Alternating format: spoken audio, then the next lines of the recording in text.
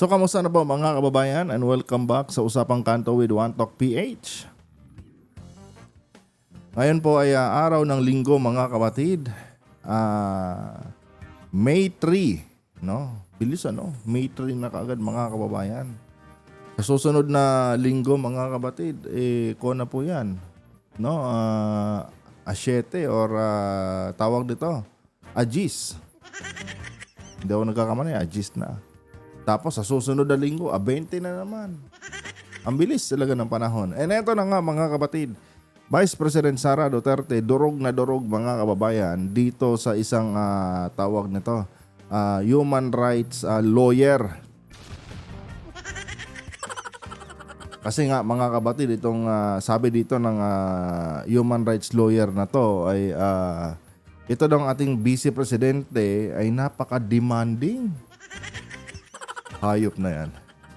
'Di ba? Wala ka nang nagawang matino, no, sa yung pagiging Vice President, tapos napaka-demanding mo pa. Pagdating sa pananagutan, no, ang bilis mong ang lakas mo mag-demand, pero pagdating sa pananagutan, ang bilis mo ring kumaripas ng takbo. Kaya dito ngayon, sunog ka kaya attorney, ano pangalan nito? Attorney Dino De Leon. Pero bago tayo magpatuloy mga kapatid, huwag niyo po sanang kalimutang i-like ang ating video ngayon para i-share pa po ni YouTube sa iba pang hindi pa nakakapanood. So for context mga kababayan, panoorin muna natin itong balita galing po sa News 5 at bigyan po natin, no, ng ating personal na opinion at reaction. Ang nakakatawa, kung makademand ng due process si Sara Duterte ngayon, ganon-ganon na lang. But the Dutertes, noon at ngayon, have never shown any respect for due process. Not an iota of respect for due process in the rule of law, lalo na nung gera sa laban sa droga.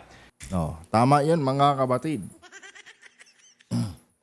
Alam nyo, ito yung masaklap na katotohanan ngayon na nangyayari sa ating bansa. Itong mga DDS, kasama na itong grupo ni Sara Duterte mga kapatid, lagi nilang sinisigaw ang hustisya para kay Tatay Digong. Bigyan daw ng due process si Tatay Digong. Functional naman daw yung ating justice system. Ayon sa kanila, functional naman daw yung ating justice system. Bakit daw sa ICC pa pinadala si Tatay Digong? Dapat daw mapauwi dito at dito bigyan, no, o dito gawin yung mga paglilitis patungkol dito sa alleged na human rights violation na kanyang ginawa. Pero tignan nyo naman mga kapatid ang katotohanan. Dito sa Pilipinas mga kababayan, yes, functional yung ating justice system.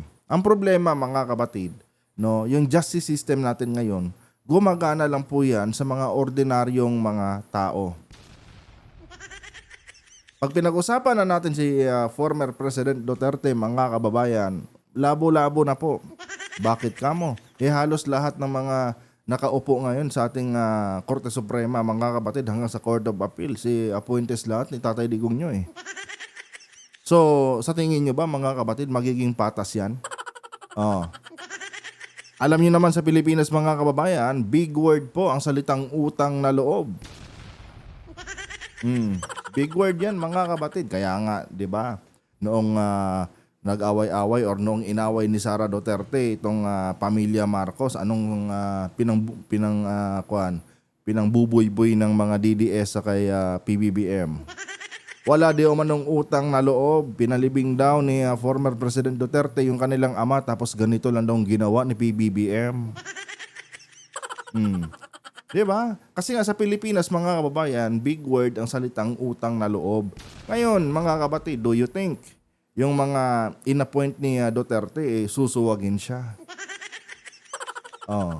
Kaya dyan pa lang, malabo na mga kababayan na magkaroon po ng hustisya, no, yung or malabo nang makuha ng mga biktima ni Tatay Digong yung hustisya na matagal na nilang inaasam-asam. That's why tama lang na napunta sa ICC. And eto lang mga kapatid, si former President Duterte, nag-iisa lang po yan. No? Nag-iisa lang po yan kumpara doon sa 30,000 Filipinos na pinagkaitan niya ng tinatawag na due process. Biruin nyo yun, mga kababayan. Yung 30,000 Pilipinos, mga kapatid, hindi po yun convicted. No? Wala pong, walang conviction yun galing sa korte, mga kababayan. And still, mga kapatid, pinagurgur sila ni Tatay Digong nyo. Oh.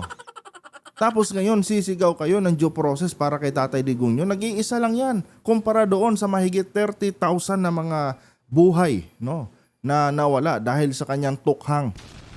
Oh. Sasabihin ng iba, no, sasabihin ng kasi kadalasan ganito ang naratibo ng mga DDS eh. Okay lang 'yun, na ipagurgur ni Tatay Digong yung 30,000 Pilipinos na 'yun dahil mga adictos benedictos naman daw 'yun. Paano 'yun nasabing adictos benedictos 'yun kung wala namang inilabas ang korte na conviction doon sa mga tao na 'yon. Doon sa 30,000 Pilipinos. 'Di ba? Hindi mo pwedeng sabihin na okay lang yung ginawa ni Tatay Digong dahil hindi convicted, no? Yung 30,000 Pilipinos na 'yon. Ultimo nga doon sa sinasabi nilang mga nanlaban eh. Oh, mismong PNP na, no? Ilang beses ko na itong inulit sa ating mga vlog, mga kapatid, pero kailangan kasi ultimo yung sinasabi nilang 7,000 na allegedly nanlaban. 7,000 mga kababayan, pero yung gamit, mga kapatid, na nakuha ng PNP, no, doon sa allegedly nanlaban, wala pang 7,000. 7,000 yung nanlaban, pero yung gamit, yung mga armas na nakuha galing doon sa nanlaban, wala pang 7,000. Wala pang 1,000. Oh, walang 1,000 mga kapatid. Hindi nga siguro umabot ng 700 eh. Oh, lumabas yan, mga kababayan, noong nagkaroon ng Quadcom. At tinanong mismo yan ni Abante ng harap-harapan kay former President Duterte. Oh, ngayon mga kapatid, doon pa lang makikita na natin, no, na walang kinikilala o walang sinasantong batas itong sila Duterte. Wala silang pakialam sa due process, mga kababayan. Tapos ngayon, kung makasigaw kayo ng due process, kung makapag-demand kayo ng due process para kaya Tatay Digong nyo, ura-urada. Itong ating vice presidente, mga kapatid, wala na ngang ginawa, no? Hindi na nga siya naging effective sa kanyang pagiging pangalawang pangulo ng ating bansa. Mga kababayan, ang lakas pang mag-demand ng due process. 'Di ba? Saan kayo nakakita, mga kapatid, kung sino pa yung walang silbi, sino pa yung walang kwenta pagdating sa kanyang sinumpaang tungkulin, siya pa ngayon ang pinaka malakas ang loob na mag-demand ng kung ano-ano dyan. Oh, ganon si Sara Duterte, mga kapatid. Oh, ganon po yung ating vice presidente, tapos gusto niya tumakbo pa sa 2028. Di wow. Case in point, kapag ribbon cutting, present si Sara. Pero pagdating sa pananagutan, absent. Tama ka dyan, attorney. Strike 2 na si Sara. Idagdag mo pa dyan, attorney, no? Noong bago pa simulan itong investigasyon ng kanyang confidential funds. Way back 2023, 2023 to 2024, mga kababayan. Pagka budget hearing na, mga kapatid, grabe si Sara. All out, mga kapatid. At talagang nakikipagsabayan pang makipagbardagulan kila Kimbo at kila Franz Castro noon. Hanggang sa Senado, mga kababayan, no? Nakikipagbardagulan din siya dito kila Senator Risa Hontiveros. Nung sinimula ng imbestigahan, yung kanyang unbelievable na paglustay sa kanyang budget. Kung gaano kabilis si Sara noon dumating sa mga pagdinig, no? Kung gaano siya ka-energetic, mga kapatid, na makipagsabayan doon sa mga kumu-question sa kanya, no, sa House at saka sa Senate. Ganon din siya kabilis kumaripas ng takbo, mga kababayan, no, pagdating na sa accountability na tinatawag. Nung nabuking na, mga kapatid, yung kanyang mga tawag nito, pangungurakot na ginagawa, grabe si Sara, mga kababayan. Kung makatakbo, kung makaiwas, talagang makikita mo talaga, na guilty sa kanyang mga pinagagawa. At doon na rin nagsimula, mga kapatid, na gamitin ni Sara yung salitang pamumulitika. Pagdating na sa usaping accountability, mga kababayan, nagiging sandalan po ng ating Vice Presidente yung salitang pamumulitika. Ang galing, di ba? Oh. Ngayon, mga kababayan, ano ba ang tawag sa mga katulad ni Vice President Sara Duterte? Ako kasi, mga kapatid, isa lang ang description ko sa kanya. Siya yung perfect example, mga kababayan, ng tinatawag na narcissist na klaseng tao. Yung mali niya, gusto niyang isisi, no? Or gusto niyang ibaling sa ibang tao para magmukha lang siyang tama. Oh, tingnan niyo ngayon, mga kapatid, ano bang ginagawa niya?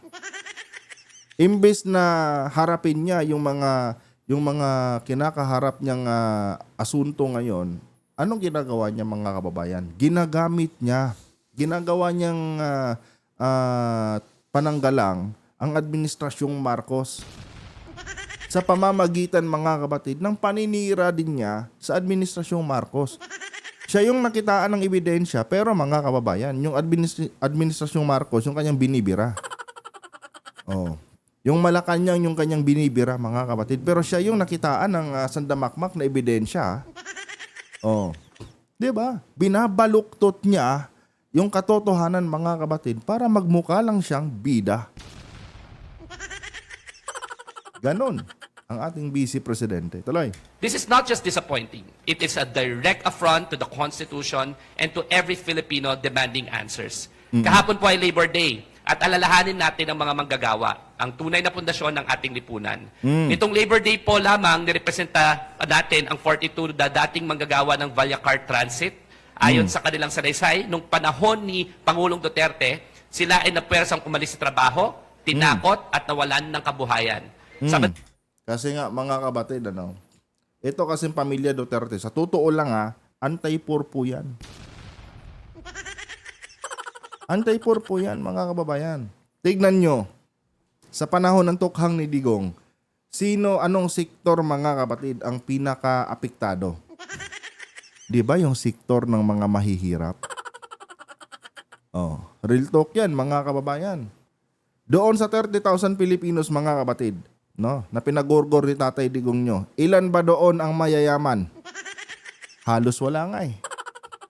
Halos mahihirap lahat. Oh. Anti-poor si Duterte, mga kapatid. And meron pa nga siyang video dati na wala daw siyang pakialam, magutom daw yung pamilya ng mga driver ba yun?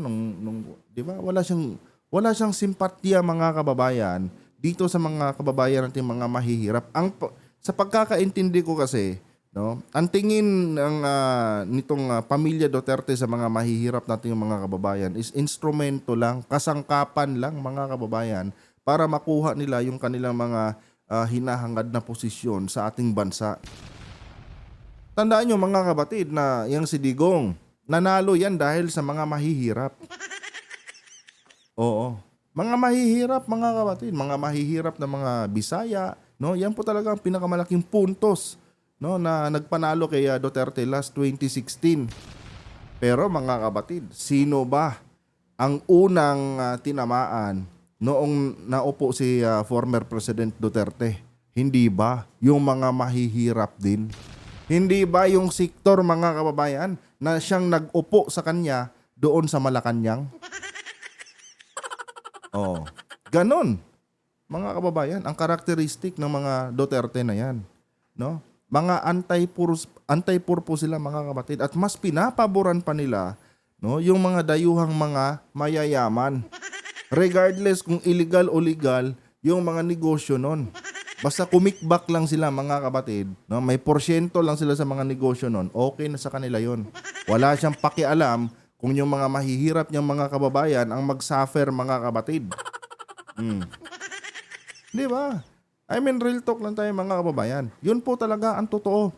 O ngayon, tungkol naman dito kay Sara Duterte, tungkol naman dito sa pagtakbo niya sa 2028. Sino ba mga kabatid ang kinakasangkapan ngayon ni Sara Duterte dito sa kanilang mga fake surveys di umano? Hindi ba yung mga mahihirap? Oh, yung mga mahihirap nating mga kababayan na wala naman talagang kaalam-alam or wala nang oras para alamin pa ang totoong issue ng ating bansa. Yun yung ini-interview nila ngayon.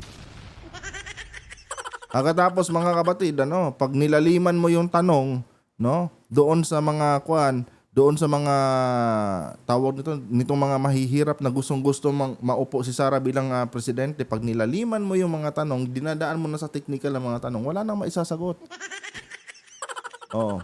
Ang daming mga interview na, kumbaga, maraming yung mga pro-admin na mga vloggers, mga kabatid, ang nagsasagawa ng kanilang mga kalye survey patungkol dito sa kung pabor ba sila na ma-impeach si Sara o hindi. No, ang dami din nilang mga nai-interview mga pro Duterte na kung saan mga kababayan, pagka dinaan mo na sa mga technical na tanong, especially dito sa issue ng kanyang confidential funds, hindi na alam kung ano ang isasagot. Oh. Kaya nasabi ko mga kababayan, itong mga Duterte, ginagamit lang nilang pananggalang itong mga mahihirap, no? And later on mga kabatid, itong mga mahihirap na ito na pinagtatanggol sila na gustong-gusto siyang maupo bilang presidente sa 2028, ito din yung unang-unang maaapektuhan, no? Kapag naupo si Vice President Sara Duterte. Tandaan nyo, according kay Robin Padilla mga kabatid, kung sakaling maupo si VP Sara bilang presidente ng ating bansa, no, kaya pa niyang higitan yung mga ginagawang katarantaduhan ni former President Duterte. Kung noon mga kababayan, 30,000 lang po yung casualties doon sa tukhang ni Sara Duterte, ni former President Duterte mga kabatid. Kapag naupo si Sara, kayang gawing triple yun, no, ni Vice President Sara Duterte. Galing po yan kay Senator Robin Padilla. Oh.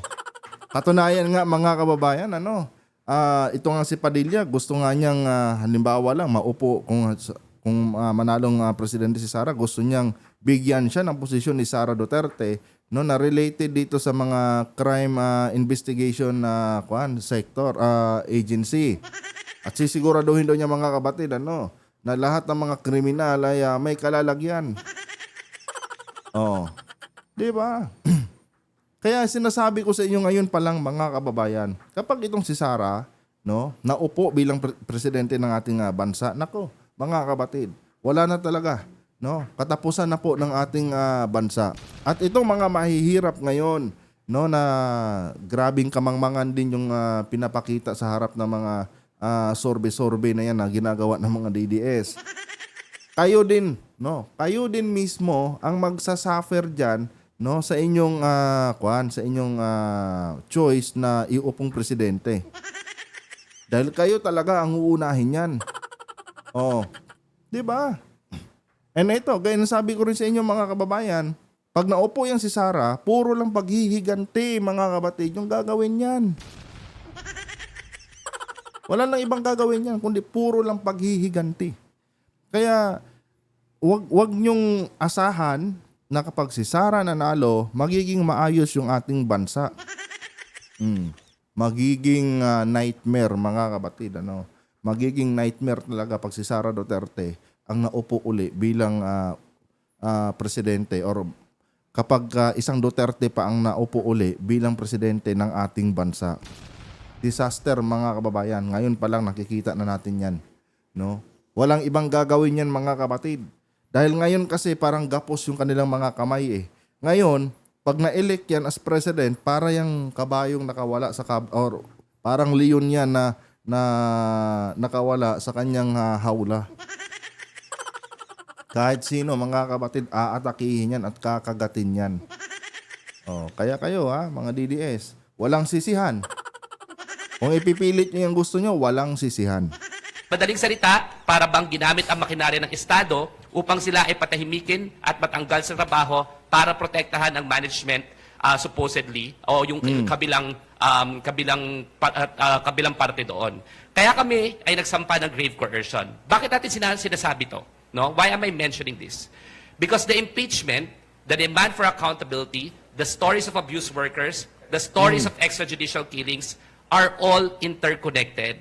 Ang issue ng impeachment, itong issue ng pananagutan, itong mga pang-aabuso, supposedly sa manggagawa ng Villacar, yung mga natokhang, magkakarugtong at magkakaugnay. Sapagkat sa tuwing pinapayagan natin ang culture of impunity, mula sa pananampal sa sheriff noon ni Sara Duterte, hanggang sa pagyurak sa karapatan ng mga manggagawa at pagwawaldas ng pera ng bayan, unti-unti nating sinisira ang ating institusyon. Nawawala ang accountability. We weaken our institution, public trust erodes. Alam niyo, sa totoo lang mga kababayan, takot ang itong grupo nila Sara Duterte, especially si Sara, takot sila mga kabatid sa salitang accountability. At para ma-counter yung salitang yan mga kabatid, ginagamit nila ang salitang pamumulitika. Oh, parang McDo lang tsaka Jollibee. 'Di ba? Tuwing nagtatayo ang Jollibee ng kanyang branch mga kabatid, nandun agad yung McDo. Tuwing ginagamit din ang salitang accountability mga kababayan, no, laban sa mga dito kila Sara Duterte, nandyan din kaagad yung salitang pamumulitika. Ganon mga kabatid. Oh, na para bang hindi na sila pwedeng imbestigahan kung meron mang mga kahina-hinala silang ginagawa, no, sa mga pondo ng gobyerno na ibinibigay sa kanila. Hindi sila pwedeng imbestigahan mga kabatid kung sakali mang merong mga ganitong nangyaring krimen na kung saan sila yung tinuturong utak. Ayaw nila ng ganun. No. Ayaw nila ng accountability. Ayaw nila sa salitang accountability. Lagi nilang sinasabing, pamumulitika lang yan. Tingnan niyo si Duterte dati. No? Sa sobrang takot niya mga kabatid sa accountability na tinatawag, anong ginawa niya? Bago sinigurado niya na bago siya bumaba bilang presidente ng Pilipinas, wala nang jurisdiction yung ICC dito sa loob ng ating bansa. Dahil yun po talaga ang multo na siguradong hahabol kay Digong. Yun kasi yung dahilan kung bakit tinanggalan niya ng karapatan ng ICC dito sa Pilipinas. Dahil alam niya mga kababayan, pag dito lang sa loob ng ating bansa, kontrolado na niya, no, ang galawan ng ating justice system dito. 'Di ba? Marami siyang mga kuan diyan marami siyang mga itinilaga diyan mga inappoint diyan Kaya sigurado pwede niyang singilin ng utang na loob ng mga 'yon. Oh. Kaya ang naisip ni Digong, itong ICC na lang ang dapat kong tanggalin. Oh. Problema kasi kay Duterte, mga kapatid, tinanggal nga niya yung ICC, hindi naman niya tinanggal yung Interpol. Kaya tuloy, no, nautakan siya ng ICC. Oh, akala niya okay na, no, dahil kumalas na tayo sa International Criminal Court. Akala niya wala na siya magiging problema. Oh, hindi niya alam, pwede pala maging daan yung Interpol. Oh.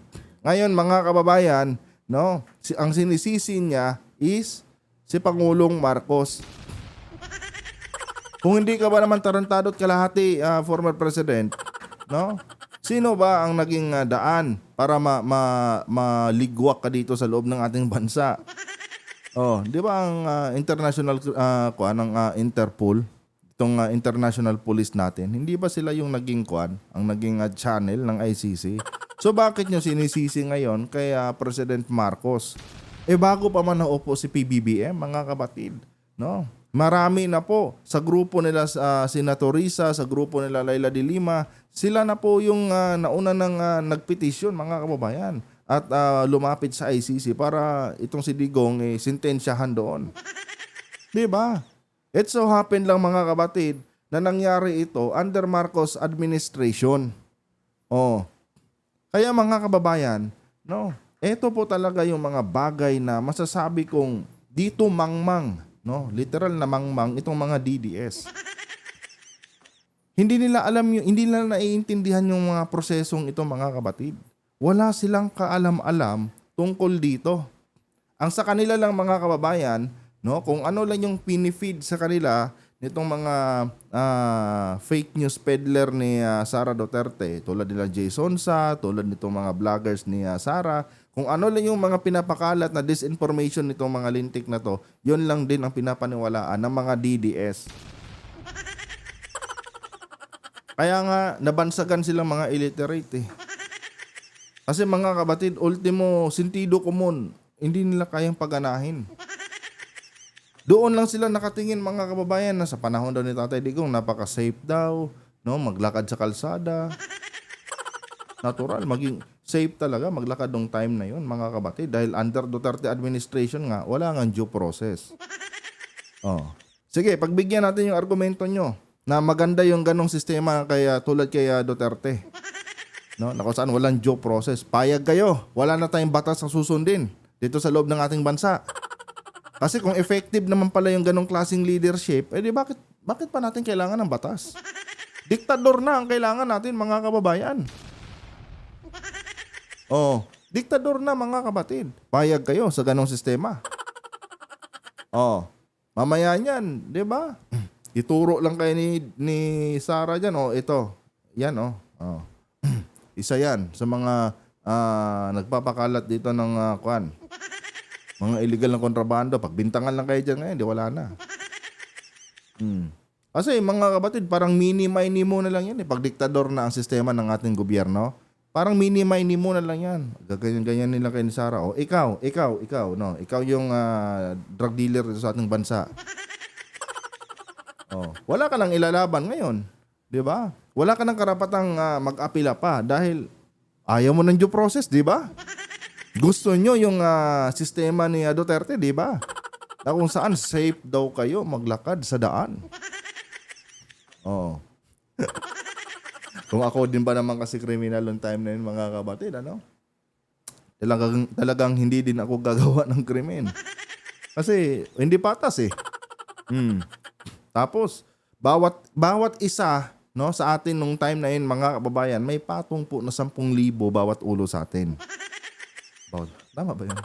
Or bawat ulo natin mga kapatid, during Duterte administration, may patong po na 10,000. Yung tipong kapag nakurusanadahan ka na ng mga pulis dyan, no, automatic.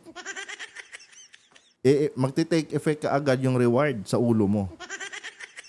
Gano'n naman talaga ang nangyari under Duterte administration eh.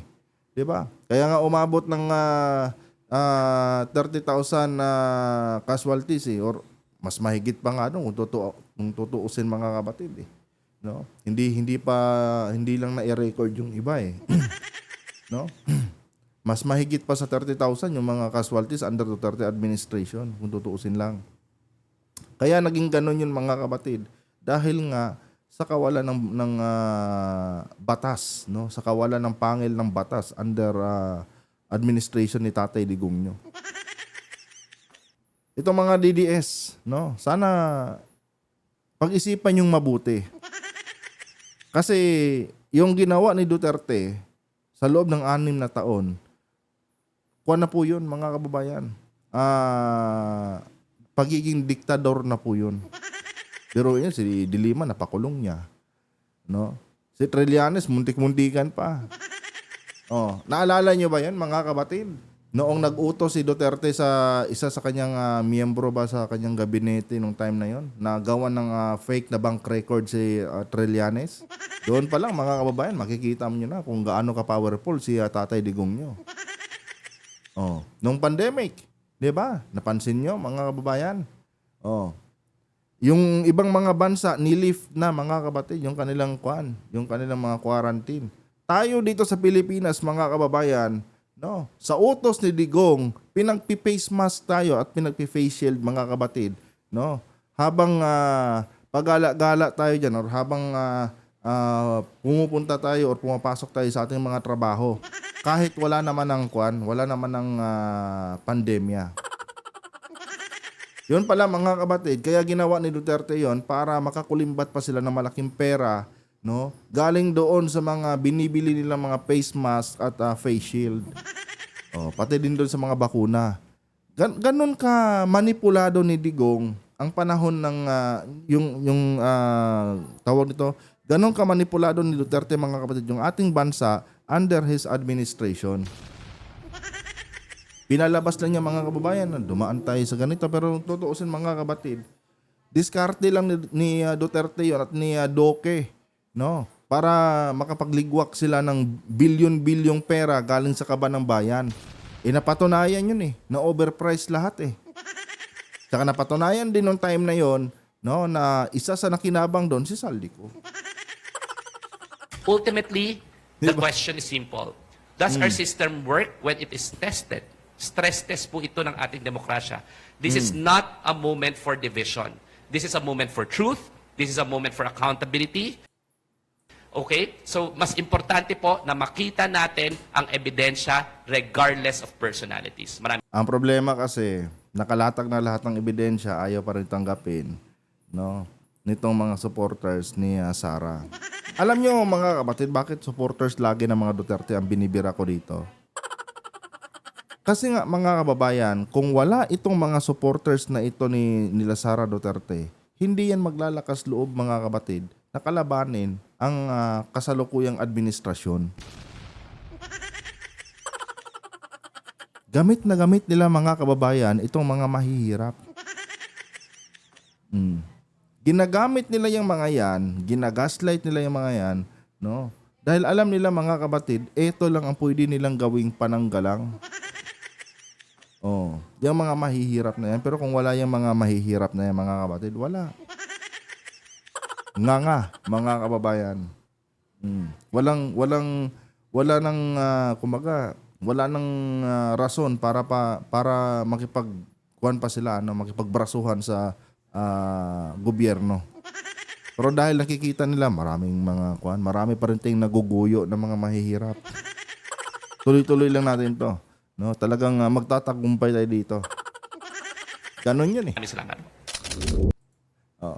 Hanggang dito na lang mga kabatid, may nasal congestion kasi ako kaya medyo yung pagsasalita ko. Matagal ko nang sakit ng mga kababayan, no. Kaya mapapansin nyo, lagi akong may dalang ganito. Nung bang pakiramdam ko na parang may sipon dito sa kuan ko, sa nasal ko, tapos wala naman. No, ganun yung kuan ko na pinagdadaanan ko ngayon Siguro about 2 years na or 3 years na mga kabatid. No, ganito na yung kuan ko kaya hindi pwedeng mawala sa akin. Kaya minsan pag nagsasalita ako parang palubog yung aking boses mga kabatid. Anyway guys, no, maraming salamat po sa inyong pag-antabay, no, and huwag kalimutan na i-like ang ating video para i-share pa po ni YouTube sa iba pang hindi pa nakakapanood. And mag-subscribe na rin kayo mga kapatid, no, sa ating YouTube channel kung di pa kayo nakapag-subscribe at i-turn on ang notification bell nang maging updated kayo sa bawat video na ating ina-upload dito sa ating YouTube channel. And ito, uulitin ko na naman sa inyo. Lahat ng aking sinasabi dito mga kababayan ay personal ko lamang na opinion nito. Kung hindi kayo agree, okay lang. No? Kung agree naman kayo, good. No? Lahat po tayo ay may kanya-kanyang katwiran at kanya-kanyang paniniwala mga kapatid. No? At may tinatawag tayong demokrasya. Ayon po yan kay Senador Robin Padilla. Adios.